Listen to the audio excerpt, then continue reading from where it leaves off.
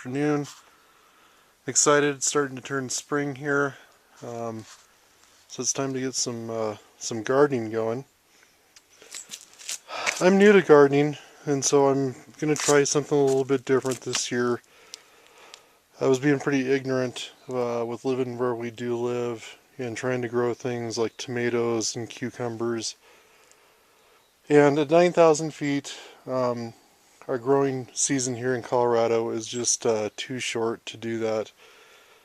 You know, unless you have a nice greenhouse, some additional lighting, things like that. So, been doing some research. This is going to be my my planting container, and you see my old drill in there. This is a Rubbermaid brand container. I like to use these just because past experience, you can drill a hole in them a lot easier without them cracking. The material doesn't crack as easy as some of the cheaper ones. So anyway, that's what's going on there. And I'll show you that in a second. So you can already see a couple holes in the bottom. But what we're going to try is some mesclun greens, some radish, and some carrots. I'm going to do one row of each. The greens in the middle, radishes and carrots along either side.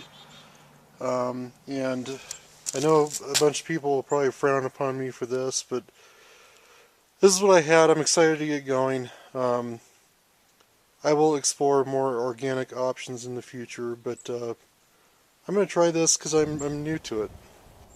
Alright, so first step for me is, since this is a brand new container, just flipped it upside down. You can see I've already drilled a couple holes.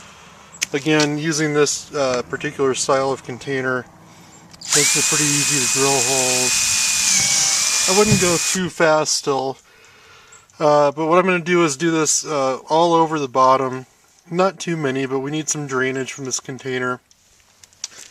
And then we'll flip it back over, and I'm going to go collect some, I don't know, about an inch of gravel to put along the bottom, just to make sure those holes don't get plugged and the water can drain out properly. Okay, so I got my hole drilling done. You don't want to do too many. I think I did a pretty good job here, because, you know, every hole that you drill is going to make the bottom weaker and weaker, so this should be good.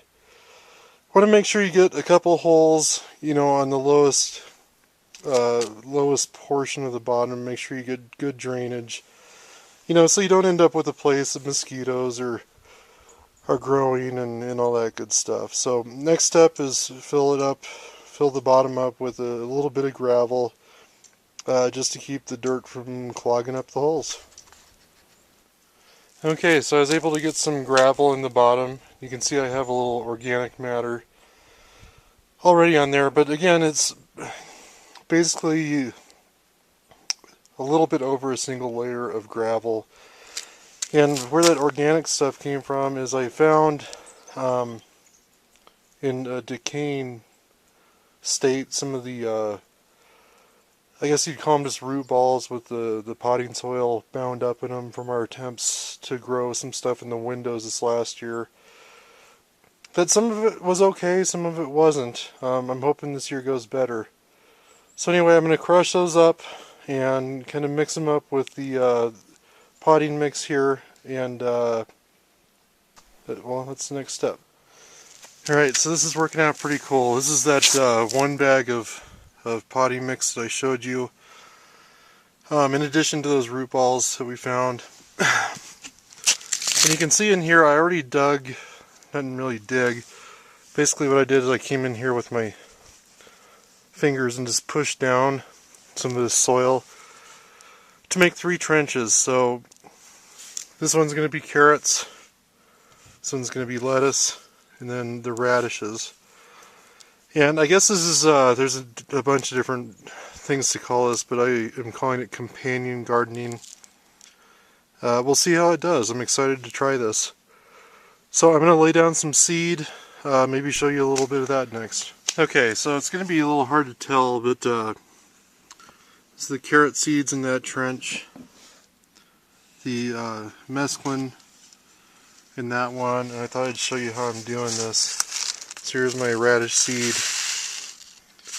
Just kind of sprinkle them into that last trench there.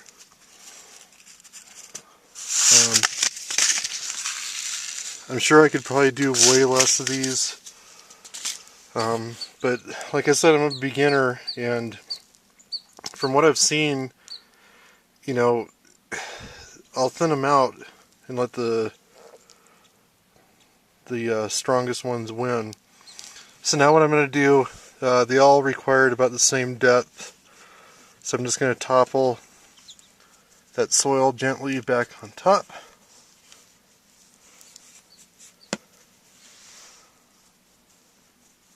Just like that, flatten it out. I'm going to do that for the rest, and then I'm going to water it. I'll show you that to soak the top real good. Alright, very exciting. Got all our little rows packed down nice and even. I'm going to take my awesome watering can and water real gently. Just get the top layer soaked real good without disturbing that soil. Don't want to uncover those seeds, at least from what I've learned. And then I'm going to leave it like that.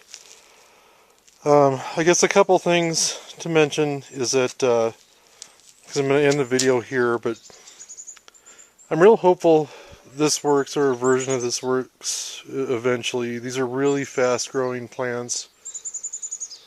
Especially the radish, so we should see those first. So I'm going to be keeping these in the garage, you know, during the night, and bringing them out during the day, especially when it's Sunday or sunny. We do have some nice southern exposure windows in the garage, so if need be, even if it's a cold day outside, I can prop them up, get a little sunlight. The other thing I'm considering is just making kind of a clear plastic cover for this. I'm not sure how to do that yet, but I think that'd be kind of cool. It'd make it like a mini greenhouse, at least until we get some sprouting action going on. But got to think about that. So anyway, going to end it here. These guys are going in the garage. Probably put the cover on them tonight, mostly just to keep the humidity in there and get it equalized throughout the soil bed. I will have to put this on a couple 2x4s or something, if there is any drainage, just to let that run off. But I'm signing off for now. If y'all have any advice for me, love to hear it. Willie, newandlostcrafts.com. Take it easy.